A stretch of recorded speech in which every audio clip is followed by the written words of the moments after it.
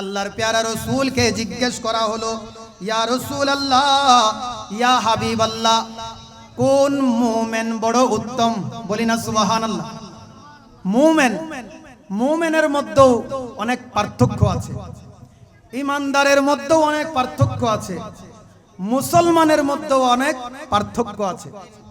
আল্লাহ রাব্বুল আলামিন কালামুল্লাহ শরীফের মধ্যে ইরশাদ ফরমাচ্ছেন, আল্লাযী খালাকাল মাউতা ওয়াল হায়াতা লিয়াবলুয়াকুম আইয়ুকুম আহসানু আমালা।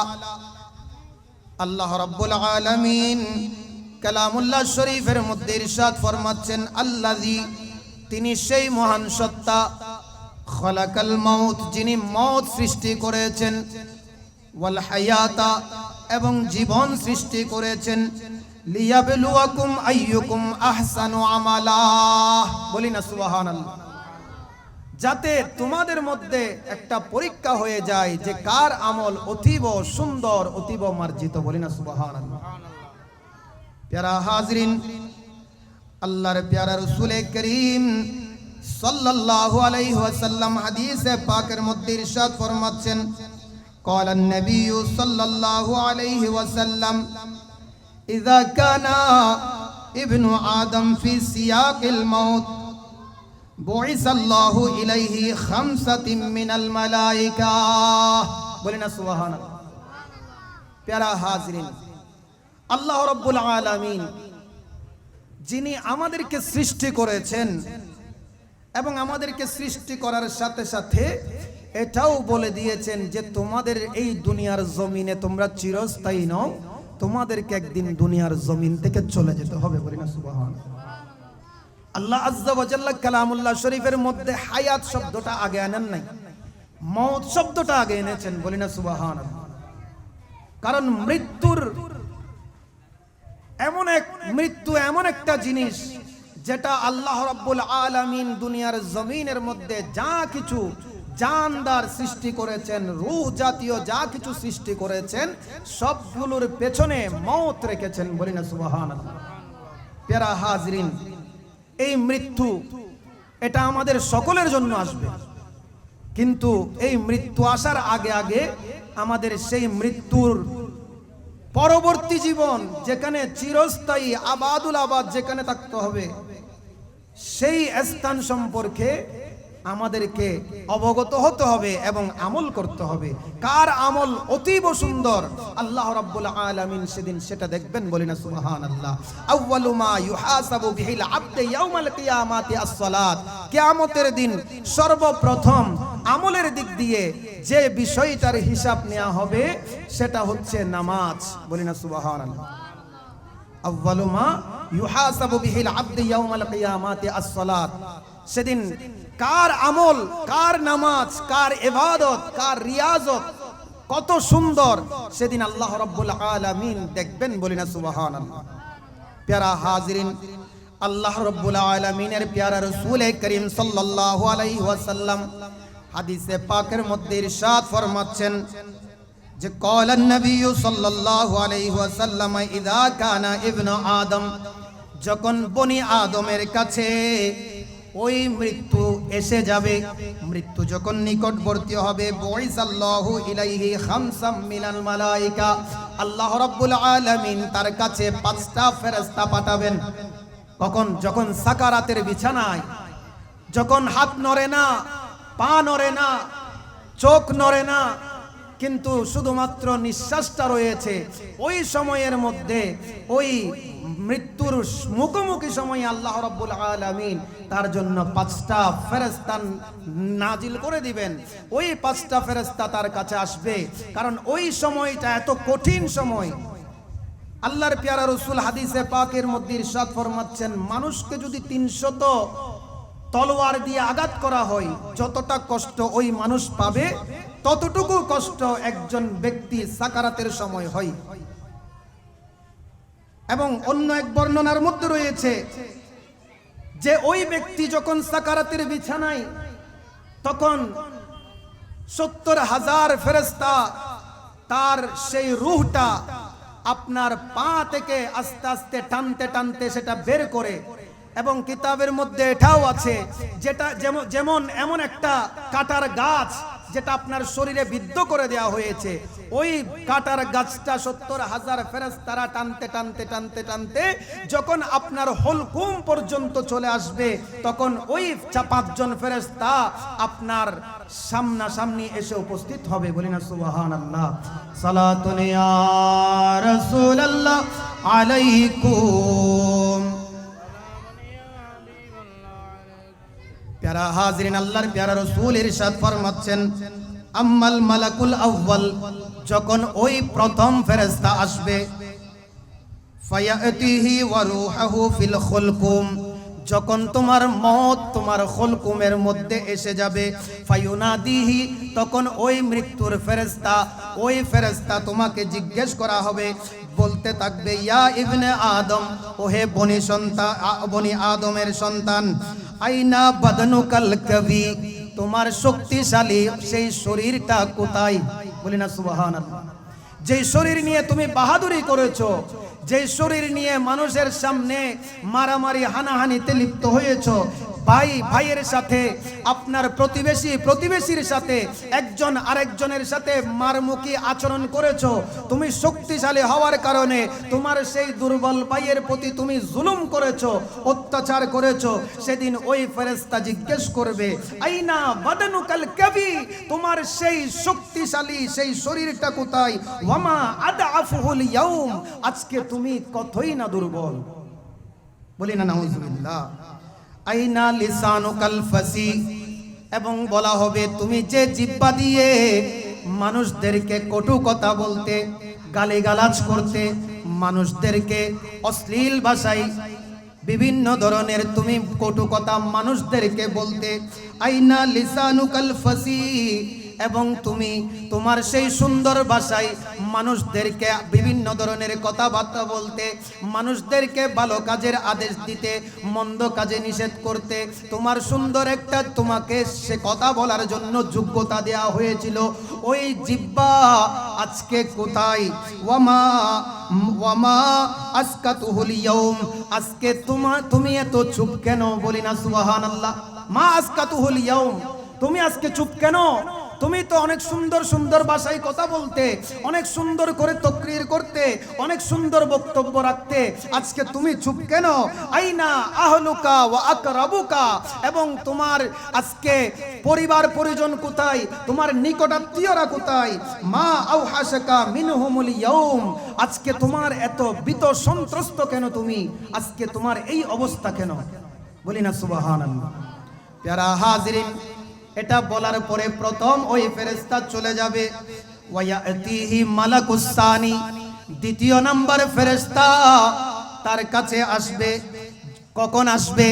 ইজা কুবিদা রূহাহু, যখন তার ওই রূহটা বের করা হবে, ওয়ানুশিরা আলাইহিল কাফনু, যখন তাকে মৃত্যুর ফেরেশতা রূহ যখন ছিনিয়ে নিয়ে যাবে, তখনও ওই ব্যক্তির আপনার রূহটাকে চিহ্নিত করে ওই ফেরেশতা বলতে থাকবে, যে যখন কাফনের মধ্যে ওই মইয়তকে রাখা হবে, তখন বলবে, বলি না সুবহানাল্লাহ, ফায়ুনাদিহি, সে আহ্বান করবে, ইয়া ইবনে আদম, ওহে বনি আদম, আইনা মা আদাত্তা মিনাল গনি লিল ফকর। বলি না সুবহানাল্লাহ।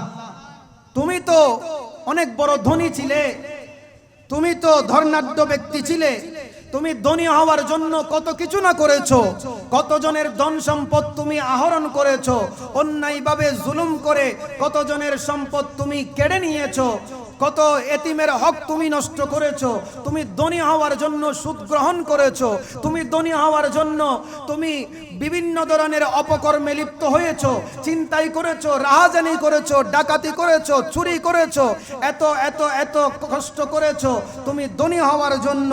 আইনামা আদাত্তা মিনাল হারবিলিল ইমরান, আজকে জীবন এর এই সফলতাটা কোথায়? বলি না সুবহানাল্লাহ। আজকে তুমি কাফনের ভিতর, আজকে তুমি কাফনের ভিতর, তোমার ধনী হওয়ার সেই প্রাচুর্য, তোমার অট্টালিকাগুলো দুনিয়ায় থেকে যাবে, তোমার সম্পদ চুরি করে ডাকাতি করে বিভিন্ন ধরনের অন্যায় অবিচার করে তুমি হয়তো দৌলত কামিয়েছো, ধনী হয়েছো, কিন্তু সেই কাফনের ভিতর যখন চলে যাবে তখন তোমার এগুলো কোনো কিছু কাজে আসবে না। আইনামা আদাত্তা মিনাল ইনসিলিল ওয়াহশাতে, আজকে তুমি এত ভয়ভীতি সন্ত্রস্ত কেন? তোমার এমন অবস্থা হয়েছে কেন? ওয়ায়াতিহি মালাকুস সালিস, অতঃপর তৃতীয় নাম্বার ফেরেশতা আসবে। সে বলতে থাকবে, কখন ওই তৃতীয় নাম্বার ফেরেশতা আসবে? ইজা হুমিলাল আনাকু ফায়ুনাদিহি, যখন মানুষ ওই মৃত ব্যক্তিকে, আপনার কাফন পরিহিত ওই মইয়তকে যখন কাঠের উপর করে কাঁধে নিয়ে নিবেন, তখন তৃতীয় নাম্বার ফেরেশতা আসবে। ওই তৃতীয় নাম্বার ফেরেশতা এবার বলতে থাকবে, ইয়া ইবনে আদম, ও হে বনি আদম, ও মানুষ শুনো শুনো, আল ইয়াউমু তুসাফিরু সাফরান লাম তুসাফিরু হাযা কত্তু, আজকে তুমি এমন এক জায়গায় সফর করতে যাচ্ছ যেই জায়গায় তুমি আর কখনো সফর করো নাই। এমন এক অচেনা জায়গায় তুমি সফর করছো যেই সফরের কোনো শেষ নাই। এটা এমন একটা লম্বা সফর যেই সফরের মধ্যে তুমি আর কখনো হাঁটো নাই। বলি না সুবহানাল্লাহ। আল ইয়াউমু তাদখুলু মুদখালান দাইকা লাম তাদখুলু আদিয়াকুম মিনহু, আজকে তোমাকে এমন এক সংকীর্ণ জায়গার মধ্যে প্রবেশ করিয়ে দেওয়া হবে যেটা কখনো তুমি যেখানে প্রবেশ করো নাই। এমন এক জায়গার মধ্যে, যেই ঘরের মধ্যে তোমাকে প্রবেশ করিয়ে দেওয়া হবে, ওই ঘরের মধ্যে কোনো দরজা থাকবে না, জানালা থাকবে না। ওই ঘর একেবারে সংকীর্ণ ঘর। ওই ঘরের মধ্যে যখন তোমাকে প্রবেশ করিয়ে দেওয়া হবে, এটা নিয়ে তোমার চিন্তা ভাবনা কি? বলি না সুবহানাল্লাহ। তোমাকে এমন এক জায়গায় আজকে সফর করতে হবে, ওই সফরের মধ্যে, যেই সফরের সময়টা অনেক লম্বা সফর। দুনিয়াবি সফর এটা শেষ রয়েছে, কিন্তু আখিরাতের সফর এটা অনেক লম্বা, এটা অনেক দীর্ঘ, এটার শেষ একেবারে কিয়ামতের পরেও রয়েছে। বলি না সুবহানাল্লাহ। ভালো কাজ করলে তো জান্নাত, আর খারাপ কাজ যদি করে তাহলে আবাদুল আবাদ ওই জাহান্নামের মধ্যে জ্বলতে হবে। বলি না নাউজুবিল্লাহ। সালাতুন ইয়া রাসূলুল্লাহ আলাইকুম সালামুন ইয়া, প্যারা হাজিরিন, আল্লাহর প্যারা রাসূল ইরশাদ ফরমাচ্ছেন, আল ইয়াউমা তাদখুলু মুদখালান দাইকা লাম তাদখুলু আদিয়াকুম মিনহু, আজকে তোমাকে এমন এক সংকীর্ণ ঘরের মধ্যে ঘুমাতে হবে যেই ঘরের মধ্যে তুমি জীবনে ঘুমাও নাই।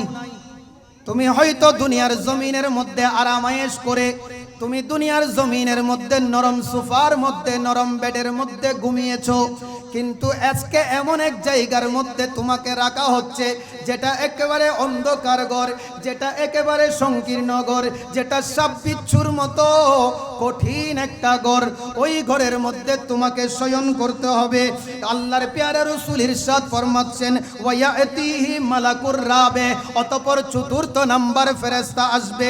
ইজা লুহিদা ফি কবরাহু ফায়ুনাদিহি ইয়া ইবনে আদম, যখন ওই বান্দা ওই মইয়তকে যখন কবরের মধ্যে রেখে দেয়া হবে, এবং ওই সময় ওই ফেরেশতা এসে বলতে থাকবে, ইয়া ইবনে আদম, ইয়া ইবনে আদম, বিল আমসে কুনতা ফি বাতনিহা মিন বাফি বাতনিহা বাকিয়ান, বিল আমসে কুনতা আলাইয়া যহরাহা মুযনিবান ওয়াল ইয়াউমু আমাস্তু ফি বাতনিহা নাদিমা। বলি না সুবহানাল্লাহ। প্যারা হাজরিন, আল্লাহর প্যারা রাসূল ইরশাদ ফরমাচ্ছেন, যখন ওই বান্দাকে কবরের জমিনের মধ্যে প্রবেশ করিয়ে দেওয়া হবে, ওই চতুর্থ নাম্বার ফেরেশতা জিজ্ঞেস করা হবে, তোমার এই শরীর তো অনেক তরতাজা ছিল, তুমি তো অনেক শক্তিশালী ছিলে, তোমার সেই সুন্দর শরীর অবকাঠামো এগুলো আজকে কোনো কিছু কাজে আসবে না, তোমাকে এই কবরের মধ্যে একাকী রেখে যাওয়া হচ্ছে। বলি না সুবহানাল্লাহ। ওয়ায়াতিহি মালাকুল খামিস, অতঃপর পঞ্চম নাম্বার ফেরেশতা আসবে যখন ওই মইয়তকে আপনার কবরের মধ্যে মাটি দিয়ে দাফন করে দিয়ে, আপনার আত্মীয় স্বজন যা আছে সবাই যখন তাকে রেখে চলে যাবে, আসুবিবা আলাইহি তুরাবু ওয়ানসারাফা আনহু আহলুল ওয়াল জিরান, তখন তার পরিবার পরিজন এবং প্রতিবেশীরা যখন তাকে রেখে ওই কবর থেকে প্রস্থান করবে, তখন ওই ৫ম নাম্বার ফেরেশতা বলবে, ইয়া ইবনে আদম দাফানুকা ওয়া তারাকুকা, তোমাকে দফন করা হয়েছে, তারাকুকা তোমাকে এখানে রেখে তারা চলে গেছে, ওয়ালাউ কামু, তারাও কেউ তোমার জন্য 1 মিনিটের জন্য এখানে অবস্থান করে নাই। কেউ 1 মিনিটের জন্য, যখন মানুষকে মইয়তকে যখন কবরে দিয়ে দেওয়া হয়, মাটি যখন দিয়ে দেওয়া হয়, সেখানে কেউ বিন্দু পরিমাণ সেখানে আপনার জন্য কি করবে না, অপেক্ষা করবে না। সেদিন আপনার মাল ধন সম্পদ সব কিছু যা কিছু রেখে এসেছো, ওগুলো সেদিন কোনো কিছু কাজে আসবে না। সেদিন আল্লাহ রাব্বুল আলামিনের যদি দয়া হয়, তুমি যদি নেককার বান্দা হয়ে থাকো, তবে তোমার জন্য ওই কবর হবে জান্নাতের একটা বাগান। আর যদি তুমি বদকার হয়ে থাকো, খারাপ কাজ করে থাকো, তোমার আমলের মধ্যে যদি কোনো আমলে হাসানা যদি তোমার মধ্যে না থাকে, তাহলে তোমার ওই কবর হবে জাহান্নামের একটা বিশাল গর্ত। বলি না নাউজুবিল্লাহ। প্যারা হাজিরিন, বলতে চাচ্ছিলাম আল্লাহ রাব্বুল আলামিন এই দুনিয়ার জমিনে আমাদেরকে একটা বিশেষ সুযোগ দিয়ে পাঠিয়েছেন। বলি না সুবহানাল্লাহ। কি দিয়ে পাঠিয়েছেন? বিশেষ একটা সুযোগ দিয়ে, একটা অফার দিয়ে পাঠিয়েছেন। সেই অফারটা হচ্ছে দুনিয়া। বলি না সুবহানাল্লাহ। প্যারা হাজিরিন, একজন আল্লাহর বুজুর্গ ব্যক্তি, উনি একদিন বাজারের মধ্যে গিয়ে একেবারে চিৎকার কান্নাকাটি করছেন, যে বলতে লাগলেন যে আজকে কে আসো নামাজের জন্য, ইবাদতের জন্য, রোজার জন্য আসো। আজকে যে মসজিদে যাবা, আল্লাহর ইবাদত করবা, রিয়াজত করবা, তাকে আল্লাহ রাব্বুল আলামিন মাফ করে দেবেন। বলি না সুবহানাল্লাহ। অতঃপর দেখা গেল সেদিন ওই বুজুর্গ ব্যক্তির কোনো কথা কেউ শুনলো না। তখন ওই ব্যক্তি কান্নাকাটি করতে করতে সেখান থেকে চলে গেলেন। কিছুদিন যখন গেল, দেখা গেল ওই ব্যক্তি আবার কবরস্থানের পাশে গিয়ে কান্নাকাটি করছে। বলি না সুবহানাল্লাহ। আরেক ব্যক্তি গিয়ে জিজ্ঞেস করলেন, হুজুর আপনাকে দেখেছিলাম, সেদিন আপনি মানুষের মজলিসের মধ্যে, একেবারে বাজারের মধ্যে গিয়ে কান্নাকাটি করেছেন, আজকে কবরের পাশে গিয়ে কান্নাকাটি করছেন, এর মানেটা বুঝলাম না। তখন তিনি বলতে লাগলেন, সেদিন আমি সকলকে নামাজের জন্য ডেকেছিলাম, ইবাদতের জন্য ডেকেছিলাম, রোজার জন্য ডেকেছিলাম, আল্লাহর কাছে তওবা করার জন্য ডেকেছিলাম, কিন্তু কেউ আমার ডাকে সাড়া দেয় নাই। সেজন্য আজকে আমি যখন কবরের পাশে এসে তাদেরকে ডাক দিলাম যে কে আছো নামাজের জন্য, ইবাদতের জন্য, রোজার জন্য আসো, তখন সবাই এসে হাজির হয়েছে। কিন্তু হাজির হলেও তারা আজকে নামাজ পড়তে পারবে, রোজা রাখতে পারবে, সেখানে হয়তো তাদেরকে রিজিক দেয়া হবে, কিন্তু তারপরেও তাদের সেই আমলগুলো সেদিন তাদের কাঁধের যে 2 জন ফেরেশতা রয়েছে কিরামান কাতিবিন, তাদের আমল নামাগুলো সেদিন আর লেখার সুযোগ থাকবে না। সুতরাং বোঝা গেল দুনিয়ার জমিন এটাই হচ্ছে আমলে সালেহ করার জন্য। নামাজ, রোজা, হজ, যাকাত, সৎ কাজের আদেশ, মন্দ কাজে নিষেধ, এগুলো সব কিছু রয়েছে দুনিয়ার জন্য। এই দুনিয়ার মধ্যে আমল করে আপনার আমল নামাকে করতে হবে, ভারী করে নিতে হবে, যাতে কবরে যাওয়ার সাথে সাথে ওই আমল নামাটা ডান হাতে থাকে। বলি না সুবহানাল্লাহ। আল্লাহ আমাদের বুঝার তৌফিক দিক। বলি আমিন। সালাতুন ইয়া রাসূলুল্লাহ, সালামুন ইয়া হাবিবাল্লাহ, आपके फुरकत ने मारा या नबी, दिल हुआ गम से दोबारा या नबी, सलातुन या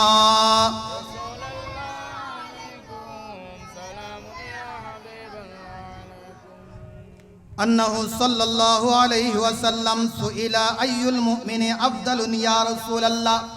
আল্লাহর প্যারা রাসূলকে জিজ্ঞেস করা হলো, ইয়া রাসূলুল্লাহ, ইয়া হাবিবাল্লাহ, কোন মুমিন বড় উত্তম? বলি না সুবহানাল্লাহ। মুমিনের মধ্যেও অনেক পার্থক্য আছে, ঈমানদারের মধ্যেও অনেক পার্থক্য আছে, মুসলমানের মধ্যেও অনেক পার্থক্য আছে। আমি হিন্দু, খ্রিস্টান, বৌদ্ধ এদের কথা বলি নাই। মুসলমান, প্রত্যেক মুসলমান ঈমানদার নয়। মুসলমানদের মধ্যেও কিছু কি আছে, এমন ঈমানদার আছে যারা মুনাফিক, আছে না নাই? আর এটা আল্লাহ রাব্বুল আলামিন কালামুল্লাহ শরীফের মধ্যে বর্ণনা দিয়েছেন যে আল্লাহ রাব্বুল আলামিন কালামুল্লাহ শরীফের মধ্যে ইরশাদ ফরমাচ্ছেন যে ওয়ালিল্লাহিল ইজ্জাতে ওয়ালিরাসূলিহি ওয়াবিল মুমিনিনা, আল্লাহ রাব্বুল আলামিনের সম্মান এটা কার জন্য? আল্লাহর জন্য। বলেন না, সম্মান এটা আল্লাহর জন্য। আবার সম্মান রয়েছে রাসূলের জন্য। ওয়ালিল্লাহিল ইজ্জাতে ওয়ালিরাসূলিহি ওয়ালিল মুমিনিনা ওয়ালাকিন্নাল মুনাফিকিন, বলিনা সুবহানাল্লাহ। আল্লাহ রাব্বুল আলামিন ইরশাদ ফরমাচ্ছেন সূরাতুল মুনাফিকুনের 8 নম্বর আয়াতের মধ্যে যে ওয়ালিল্লাহিল ইজ্জাত, নিশ্চয়ই আল্লাহর জন্য সম্মান। সম্মান এটা আল্লাহর জন্য। আবার সম্মান রয়েছে রাসূলের জন্য, বলিনা সুবহানাল্লাহ। ওয়ালিরাসূলিহি, এবং রাসূলের জন্য সম্মান। ওয়ালিল মুমিনিনা, এবং মুমিনদের জন্য সম্মান রয়েছে। ওয়ালাকিন্নাল মুনাফিকিনা লা ইয়ালামুন, কিন্তু মুনাফিকের জন্য কোনো সম্মান নাই, তারা এটা বুঝে না। আমরা নারায়ে তাকবীর দেখি না? নারায়ে তাকবীর বলার সাথে সাথে আমরা আল্লাহু আকবার বলি, কারণ নারায়ে তাকবীর মানে এটা আল্লাহর জন্য সম্মান, আল্লাহর জন্য তাকবীর, এটা হচ্ছে আল্লাহ আজ্জা ওয়া জাল্লার একটা ইজ্জত, বলি না সুবহানাল্লাহ। সেজন্য আমরা আল্লাহু আকবার বলি। নারায়ে রিসালাত, আমরা যখন নারায়ে রিসালাত বলবো তখন এটা হচ্ছে রাসূলের জন্য সম্মান, বলি না সুবহানাল্লাহ। ওয়ালি রাসূলিহি, আর যখন ওয়ালিল মুমিনিন এই শব্দটা যখন চলে আসবে তখন নারায়ে গাউসিয়া দি কিনা, শাহিন শাহে শ্রীকুটি, এভাবে বিভিন্ন আল্লাহর ওলিদের নাম নিয়ে নিয়ে আমরা নারা লাগাই। এগুলা হচ্ছে মুমিনদের জন্য, কিন্তু মুনাফিকের জন্য কোনো নারা, কোনো ইজ্জত, কোনো সম্মান, কোনো তাজিম দুনিয়াতেও নাই, আখিরাতেও নাই। আল্লাহ বুঝার তৌফিক দিক, বলি আমিন। প্যারা হাজিরিন, আল্লাহর প্যারা রাসূল করিম সাল্লাল্লাহু আলাইহি ওয়াসাল্লাম ইরশাদ ফরমাচ্ছেন, আল্লাহর প্যারা রাসূলকে জিজ্ঞেস করা হলো, ইয়া রাসূলুল্লাহ, ইয়া হাবিবাল্লাহ, কোন মুমিন বড় উত্তম? তখন আল্লাহর প্যারা রাসূল ইরশাদ ফরমাচ্ছেন, ক্বালা আহসানুহুম খালকান, যার চরিত্র অতীব সুন্দর, বলি না সুবহানাল্লাহ। ফাকালা আইয়ুল মুমিনি আকিয়াস, আল্লাহর প্যারা রাসূলকে জিজ্ঞেস করা হলো, ইয়া রাসূলুল্লাহ, ইয়া হাবিবাল্লাহ, কোন মুমিন বড় বুদ্ধিমান? বলি না সুবহানাল্লাহ। মুমিনদের মধ্যে আবার কিছু কি আছে? বুদ্ধিমান আছে। এই বুদ্ধিমান মুমিন তারা কারা? ক্বালা আকসারুহুম লিল মাউত আয-যিকরি ওয়া আহসানুহুম লাহু ইস্তিআদাত, বলি না সুবহানাল্লাহ। ওই মুমিন বড় বুদ্ধিমান যে মৃত্যুকে স্মরণ রেখেছে, যে মৃত্যুকে স্মরণ রাখার সাথে সাথে ভালো ভালো আমল করেছে এবং পরকালের জন্য প্রস্তুতি নিয়ে নিয়েছে, ওই ব্যক্তি বড় বুদ্ধিমান, বলি না সুবহানাল্লাহ। আল্লাহ আজ্জা ওয়া জাল্লা আমাদেরকে ওই বুদ্ধিমান মুমিন হওয়ার তৌফিক দিক, বলি আমিন। প্যারা হাজিরিন, আল্লাহর প্যারা রাসূল করিম সাল্লাল্লাহু আলাইহি ওয়াসাল্লাম এই হাদিসে পাকের মধ্যে আমাদেরকে বয়ান দিচ্ছেন যে তোমাদের চরিত্রকে তোমরা কি করে নাও? সুন্দর করে নাও। তোমাদের সমাজের মধ্যে তোমরা এমন কিছু কর্মকাণ্ড করো যেগুলো করলে ভবিষ্যৎ প্রজন্ম তোমাদের কাছ থেকে কিছু শিখতে পারবে, বলি না সুবহানাল্লাহ। এমন কিছু কাজ করো যেই কাজগুলো ভালো কাজ, সেটা শুধু নিজে করলে হবে না। কু আনফুসাকুম ওয়া আহলিকুম নার, শুধু জাহান্নামের আগুন থেকে নিজে বাঁচলে হবে না, পরিবার পরিজন থেকেও ওদেরকেও কি করতে হবে? বাঁচাতে হবে, বলি না সুবহানাল্লাহ। কারো ঘরে মনে করেন আগুন লেগেছে, কারো ঘরে যদি আগুন লাগে তখন ওই আগুন নেভানোর জন্য কেউ দৌড়ে যায়, ঠিক কি না? আগুন নেভানোর জন্য কেউ দৌড়ে যায় যাতে ওই মানুষগুলো বেঁচে থাকে। আবার কেউ ওই আগুন নেভানোর জন্য দৌড়ে যায় যাতে তার ঘরের আসবাবপত্রগুলো বাঁচানো যায়, বলি না সুবহানাল্লাহ। আবার কেউ যায় ওই ঘরের আগুন নিভানোর জন্য যাতে তার ঘরের আগুনটা অন্যের ঘরে যেন না আসে, কারণ তার ঘরের পাশাপাশি আমার ঘর আছে। এখন তার ঘরের আগুন যদি আমি না নেভাই তাহলে আমার ঘরেও ওই আগুন চলে আসবে, ঠিক না বেঠিক? প্যারা হাজরিন, খুব মনোযোগ আকর্ষণ, যে ওই আগুনটা নিবানোর জন্য আমরা কয়টি কারণে যাচ্ছি। প্রথমত আমরা যাচ্ছি যাতে ওই ব্যক্তিগুলো বেঁচে থাকে, দ্বিতীয়ত তাদের আসবাবপত্র যেন বেঁচে থাকে, তৃতীয়ত তার ঘর বাঁচলে আমার ঘর বাঁচবে। খুব খেয়াল করবেন, আমাদের সমাজের মধ্যে, আমাদের সন্তান সন্ততিদের মধ্যে, আমাদের যুব সমাজের মধ্যে বর্তমানে এমন কিছু কার্যকলাপ দেখা যায় যেগুলো আমাদের বাপদাদারা করে নাই, মুরব্বীরা করে নাই, যেগুলো আমাদের পূর্বপুরুষরা করে নাই, কিংবা কোনো বুজুর্গানে দিন এই ধরনের আমল করে নাই। উলামায়ে কেরাম, আপনার আইম্মায়ে কেরাম, ওনারা কেউ এই ধরনের কাজ করতে বলে নাই, কিন্তু তারা ওই কাজে লিপ্ত হয়ে গেছে। তাহলে ওগুলো থেকে আমাদেরকে বাঁচতে হবে কিনা? সমাজের মধ্যে এমন এক কালচার শুরু হয়েছে যে বিবাহ শাদী হলে সেখানে ব্যান্ড পার্টি করতেই হবে, নইলে ওই বিবাহ হবে না। নাউজুবিল্লাহ বলে। তাহলে এই যে একটা কালচার, একটা বিধর্মীদের একটা সংস্কৃতি আপনি তৈরি করছেন, এটা কিন্তু মুমিনদের, ইমানদারদের, মুসলমানদের সংস্কৃতি নয়। প্যারা হাজরিন, ওই সংস্কৃতিটা এমন অবস্থা হয়ে গেছে যে অন্যের ঘরে যখন করেছে আমার ঘরেও করতে হবে, এর ঘরে যখন করেছে এর ঘরেও করতে হবে। তাহলে দেখা গেল এক আগুন শুধু একজনের ঘরে লাগে নাই, একজনের কারণে ওই সমাজের প্রত্যেকটা ঘরে ঘরে আগুন লাগছে কি লাগে নাই? লাগছে। বাঁচাতে হবে কিনা? বাঁচাতে হবে। প্যারা হাজরিন, এবার আসেন, কোন একটা সাগরের মধ্যে আপনার বন্যা আসলো, ওই বন্যা আসলে এলাকাবাসীর উচিত হবে ওই বন্যা আসলে সেখানে ভালোভাবে বাঁধ নির্মাণ করা। যেমন আমাদের এই খালদা নদীর পাশে, আপনার কর্ণফুলী নদীর পাশে এখন করতেছে, বন্যার পানি যেমন যেন ঘরে না আসে, আমরা যেন সুস্থভাবে বেঁচে থাকতে পারি, ঠিক কিনা? প্যারা হাজরিন, খুব মনোযোগ আকর্ষণ, ওই বন্যা যখন আসবে সেটা আমরা কেউ বাদ দিতে যাই যাতে আমরা ডুবে না মরি, আবার আমরা বাদ দিতে যাই যাতে আমাদের ঘর বাড়ি ঠিক থাকে, আমরা বাদ দিতে যাই ওই বন্যার কারণে যেন আমাদের কারো প্রাণ নাশ না হয়, সেজন্য আমরা ওই বাঁধগুলা নির্মাণ করি। ঠিক তদ্রুপ আমাদের বর্তমান এমন অবস্থা হয়েছে যে নামাজের মধ্যে মসজিদে আসলে দেখা যাবে যে ওই বন্যাটা এমন অবস্থা হয়ে গেছে, বাঁধ ভেঙে এখন বর্তমানে আমাদের সমাজকে একেবারে ধ্বংস করে দিচ্ছে, ঠিক কিনা? বলেন সেটা কিভাবে? আমরা নামাজ পড়তাম নাভির নিচে হাত বেঁধে, হানাফি মাযহাব নাভির নিচে হাত বাঁধা, এটা হচ্ছে সুন্নাত। আমরা নাভির নিচে হাত বেঁধে নামাজ পড়তাম, এখন অনেকে বুকের উপর বাঁধে, ঠিক কিনা? তাহলে আপনার ঘরে আগুন লাগছে কি লাগে নাই? অন্যের ঘরে আগুন লাগার কারণে আপনার ঘরে আগুন লাগছে। প্যারা হাজরিন, খুব খেয়াল করেন, অন্যের ঘরে বন্যা আসলে আপনার ঘরে কি বাদ যাবে? তাহলে অন্যের ঘরের সে সন্তান, আমার খুব খেয়াল করেন, অন্যের ঘরের যুবক, অন্যের ঘরের সন্তান, অন্যের ঘরের নারী যখন আপনার অশ্লীল কাজে লিপ্ত হবে, অন্যায় কাজে লিপ্ত হবে, আপনার যেগুলো শরীয়ত সম্মত নয় এমন কাজে লিপ্ত হবে, আইম্মায়ে কেরাম বলে নাই, ফুকাহায়ে আযম যেটাকে সমর্থন করে না, ওই কাজে যখন লিপ্ত হবে, তাকে যদি আপনি সৎ উপদেশ না দেন, তাকে যদি ভালো কাজের আদেশ না দেন, তাকে যদি ওর সত্যের পথে আহ্বান না করেন, তাহলে সেই আগুন একদিন আপনার ঘরেও আসবে, ঠিক না বেঠিক? প্যারা হাজির, তাহলে এই কাজগুলো কারা করবে? এই কাজগুলো অবশ্যই আমাদেরকেই করতে হবে, এই কাজগুলো আমাদেরকেই করতে হবে।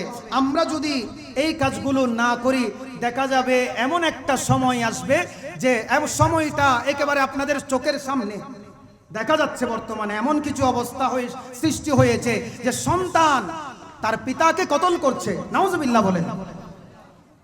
সন্তান তার মাকে লাথি মেরে ঘর থেকে বের করে দিচ্ছে, অথচ যেই মায়ের কদম ধরে ধরে তার কান্নাকাটি করা দরকার, যেই মা না হলে আজকে সে এতটুকু উপযুক্ত অবস্থায় আসতো না।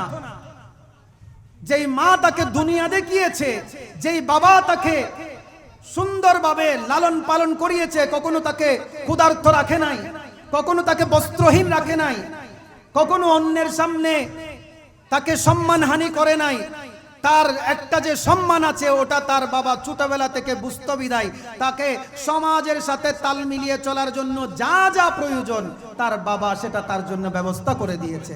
তার মা কখনো যেন সে বুকা না থাকে, সেজন্য সুন্দরভাবে পরিপাটি হয়ে মানুষের সমস্ত সংস্কৃতি বুঝতে পারে, সেজন্য কথাবার্তা থেকে শুরু করে আচার আচরণ থেকে শুরু করে আদব আখলাক থেকে শুরু করে সব কিছু শিখিয়েছে সেই মা। বলি না সুবহানাল্লাহ।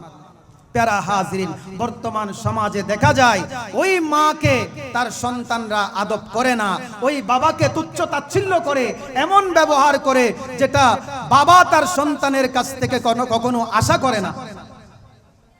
আজকে এমন অবস্থার সম্মুখীন, মৃত্যু যে একদিন হবে ওটাকে আমরা ভুলে গেছি।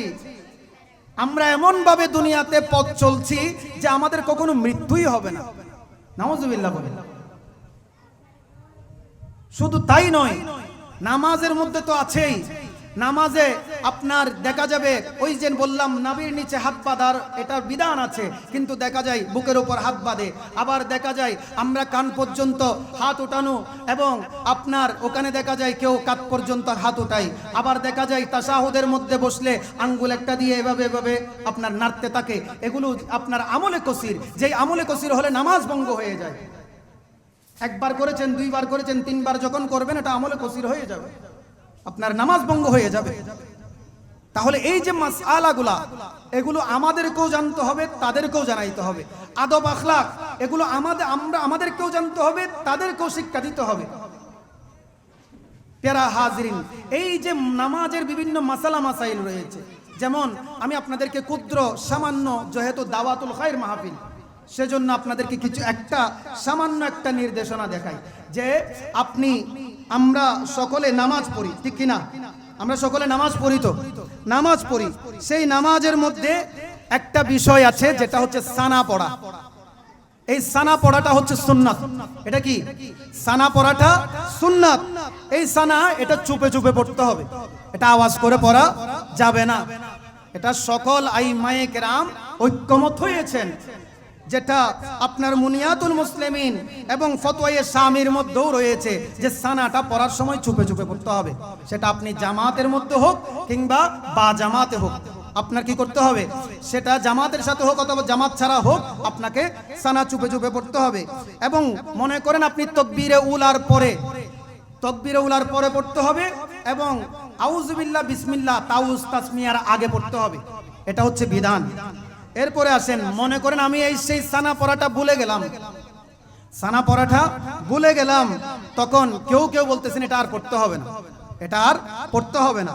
আবার মাসবুকের বেলায়, মাসবুক মানে হচ্ছে আপনি নামাজে জামাতে শরীক হয়েছেন, এখন ইমাম সাহেব নামাজ পড়াচ্ছে, তখন ইমাম সাহেব সূরা ফাতিহা পড়ে ফেলেছে, আপনি এসে শরীক হয়েছেন, এটাকে বলা হয় মাসবুক। এখন ওই মাসবুক যখন আসলেন, মাসবুক এসে আপনার তিনি কি সূরা কেরাত শুরু করার সাথে সাথে ইমাম সাহেব সূরা কেরাত পড়তেছে, এখন ওই অবস্থায় তিনি নিয়ত করলেন, নিয়ত করার সাথে সাথে কি তিনি সানা পড়বেন নাকি পড়বেন না? কথা আছে না? এখন এখানে কথা হচ্ছে তিনি যখন ইমাম সাহেব যখন সূরা কেরাত তেলাওয়াত রত থাকবে, তখন তিনি কি করবেন না? সানা পড়বেন না, এখানে সানা বাদ দিবেন। এর পরবর্তীতে দেখেন আপনার উচ্চস্বরে যখন ইমাম সাহেব নামাজের মধ্যে থাকবে, যিনি জামাতে পড়বেন, ওই সময়ের মধ্যেও উচ্চস্বরে পড়া যাবে না এবং নিম্নস্বরে সানা পড়তে হবে। তারাবির নামাজে আপনার যখন কেউ কি করেন, নামাজে শরীক হয়েছে, তারাবির নামাজে ইমাম সাহেব কেরাত পড়ছে, তখনও কি করা যাবে না? সেখানে সানা পড়া যাবে না। এবার আসেন, আপনার মনে করেন আপনি ইমাম সাহেব রুকুতে গেছে, খুব খেয়াল করেন, ইমাম সাহেব কোথায় গেছে? রুকুতে গেছে। এখন আপনি সানা পড়বেন কিনা? কারণ এখন ইমাম সাহেব তো চুপচাপ রয়েছেন। আপনার যদি জ্ঞানের মধ্যে, সমাজের মধ্যে এটা আসে যে আমি সানা পড়ার পরে ইমাম সাহেবকে কোথায় রুকুর মধ্যে এক তাসবিহ পরিমাণ পাবো, খুব খেয়াল করেন, আমি মাসবুক, ইমাম সাহেব রুকুতে গেছেন, অতটুকুতে আমি নিয়ত করেছি, নিয়ত করার পরে ইমাম সাহেব রুকুতে আছেন, অতটুকুতে আমি যদি মনে করি যে না আমি সানা পড়লেও ইমাম সাহেবকে রুকুতে পাবো, এক তাসবিহ পাবো, তাহলে আপনি সানা পড়ে নেবেন। আর যদি দেখা যায় না আমি ইমাম সাহেবকে ওই রুকুর মধ্যে এক তসবিহও পাবো না, আমার রুকু ছুটে যাবে, তাহলে আপনাকে কি করতে হবে? সেখানে সানা বাদ দিতে হবে, রুকুতে শরীক করতে হবে। এটা হচ্ছে মাসালা। এরপর আসেন আপনার ইমাম সাহেব সিজদাতে, প্রথম সিজদা, ইমাম সাহেব প্রথম সিজদাতে যদি থাকে তখনও একই মাসালা, যদি ওই ইমাম সাহেবকে মনে করেন যে এক তসবিহ পরিমাণ পাবেন, তখন আপনার উনি সানা পড়ে নেবেন। আর যদি দেখা যায় এক তসবিহ পরিমাণও পাবেন না, যদি সানা পড়েন, তাহলে ওই সানা বাদ দিতে হবে, সিজদায় শরীক হতে হবে। বলি না সুবহানাল্লাহ। এখানে আরেকটা বিষয় বলি, মাসবুক, উনি যখন নামাজে শরীক হবেন তখন ইমাম সাহেব মনে করেন সিজদাতে আছে, এখন কি উনি রুকু করবে? অনেকে দেখা যায় যে নিয়ত করেছে ইমাম সাহেব সিজদায়, উনি আবার নিজে একটা রুকু করে, রুকু করার পরে আবার উনি সিজদায় যায়, এটা কিন্তু হবে না। ইমাম সাহেবকে যেহেতু আপনি ইক্তাদাইতু বিহাদাল ইমাম বলেছেন, তখন আপনি ইমাম সাহেব রুকুতে হলে আপনি রুকুতে যাবেন, ইমাম সাহেব সিজদায় হলে আপনি সিজদায় যাবেন, ইমাম সাহেব বৈঠকে হলে আপনি বৈঠকে যাবেন। এটা হচ্ছে মাসালা। প্যারা হাজিরিন, এই মাসবুকের মাসালা অনেকগুলো রয়েছে, এগুলোর দিকে আমি যাচ্ছি না, যেহেতু সানার বিষয়টা বলতেছি। দ্বিতীয় সিজদায় মনে করেন ইমাম সাহেব দ্বিতীয় সিজদায় আছে, তাহলে সানা পড়তে হবে না, সরাসরি আপনাকে কোথায় যেতে হবে? সিজদায় চলে যেতে হবে। প্যারা হাজিরিন, এভাবে সানা পড়ার অনেকগুলো কি রয়েছে? বিধান রয়েছে। সালাতুন ইয়া রাসূলুল্লাহ আলাইকুম সালামুন ইয়া। এখন ইমাম সাহেব মনে করেন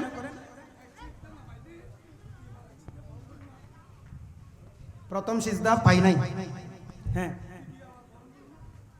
না, ওই এখানে আরেকটা এখানে বিষয়টা দেখেন, মনে করেন তিনি যেহেতু রুকুটা পান নাই, তাহলে ওনার এই এক রাকাত ধর্তব্য হবে না, এই এক রাকাত ধর্তব্য হবে না, যেহেতু উনি দুই সিজদা পাও, অসুবিধা নাই, কিন্তু রুকু পাই নাই, রুকু পেতে হবে, সিজদাও পেতে হবে, তাহলে আপনার ওই রাকাতটা ধর্তব্য হবে। সেজন্য উনি যদি এক সিজদা পাইছে, মনে করেন ইমাম সাহেবের সাথে এক সিজদা পেয়েছে, তাহলে ওই এক সিজদা শরীক হতে হবে, ওই রাকাতটা ধর্তব্য হবে না, ওটা ইমাম সাহেবের সাথে একতাদা হয়ে যাবে। সালাতুন ইয়া রাসূলুল্লাহ আলাইকুম।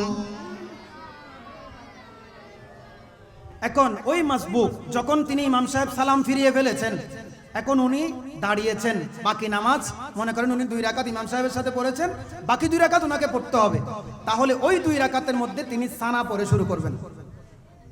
এই যে মাসআলাগুলা, এগুলো আমাদের জানার দরকার আছে না নাই? আছে। এখন আমরা অনেক আমাদের যুবক ভাইয়েরা, অনেক মুরব্বিয়ানে কেরাম, এগুলো আমরা জানি না বিদায় আমরা এগুলো কি হয়, আমাদেরকে মানুষ ভুলভাল বলে, আমরা ওগুলো আমল করে নিই।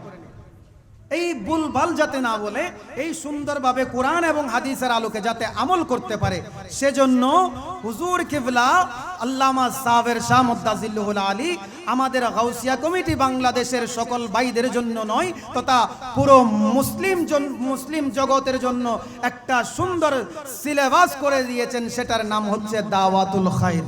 বলি না সুবহানাল্লাহ।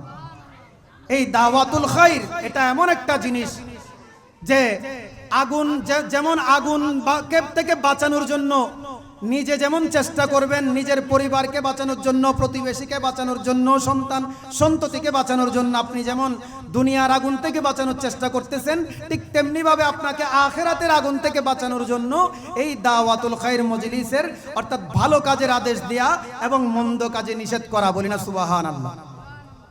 সুতরাং এই দাওয়াতুল খাইর মজলিস এটা আমাদের বিভিন্ন জায়গায় হয়ে থাকে। তাজ মোহাম্মদের বাড়ি জামে মসজিদ, তাজ মাজির বাড়ি জামে মসজিদ, এখানেও হয়, গাউসিয়া জামে মসজিদের মধ্যে হয়, আমাদের এই বারাউলিয়া শাখার মধ্যেও হয়, এভাবে বিভিন্ন জায়গায় এই দাওয়াতুল খাইর মজলিস মাত্র 30 মিনিটের সময় নিয়ে ওই দাওয়াতুল খাইর মজলিস হয়। ওখানে আপনারা বসবেন, বসলে এই ধরনের বিভিন্ন মাসালা সমূহ আপনারা জানতে পারবেন। এভাবে অনেকগুলো মাসালা রয়েছে, অনেক খুঁটিনাটি, অনেক বিষয়, এগুলো ধারাবাহিকভাবে ওখানে আলোচনা করা হয়। এগুলো আমরা যদি না জানি, আমাদের সন্তানদেরকে আমরা কেমনে জানাবো?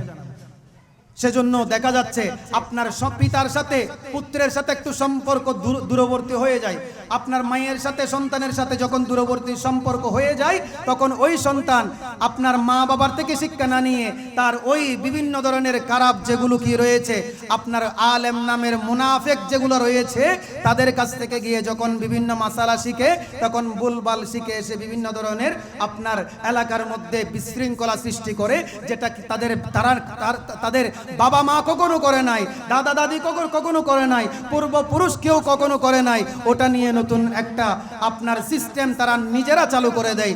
আল্লাহ আজ্জা ওয়া জাল্লা এই সমস্ত না জানা ব্যক্তিদের থেকে আমাদের ঈমানকে হেফাজত রাখুক বলে আমিন। প্যারা হাজিরিন, আল্লাহ আজ্জা ওয়া জাল্লা আমাদেরকে সঠিক পথে আল্লাহ এবং রসুলের পথে চলার সেই তৌফিক দান করুন বলি আমিন। আল্লাহ আজ্জা ওয়া জাল্লা কালামুল্লাহ শরীফের মধ্যে সেজন্য ইরশাদ করেছেন, ওয়ালতাকুম মিনকুম উম্মাতুন ইয়াদউনা ইলাল খায়র ইয়া'মুরুনা বিল মারুফ ওয়া ইয়ানহাউনা আনিল মুনকার ওয়া উলাইকা হুমুল মুফলিহুন, বলিনা সুবহানাল্লাহ। আল্লাহ আজ্জা ওয়া জাল্লা কালামুল্লাহ শরীফের মধ্যে ইরশাদ ফরমাচ্ছেন, ওয়ালতাকুম মিনকুম উম্মাতুন ইয়াদউনা ইলাল খায়র, তোমাদের মধ্যে এমন একটা দল হওয়া চাই, এমন একটা সংগঠন হওয়া চাই যেই সংগঠন আপনার ভালো কাজের আদেশ দেবে এবং মন্দ কাজ থেকে নিষেধ করবে, বলি না সুবহানাল্লাহ। আল্লাহ আজ্জা ওয়া জাল্লা বলতেছেন, ওই সমস্ত বান্দারাই, ওই সমস্ত মানুষেরাই, ওই সমস্ত দলই আপনার সফল কাম হবে, বলি না সুবহানাল্লাহ। সালাতুন ইয়া রাসূলুল্লাহ আলাইকুম সালামুন ইয়া आपके फुरकत ने मारा या नबी, दिल हुआ गम से दोबारा या नबी सलातुन या।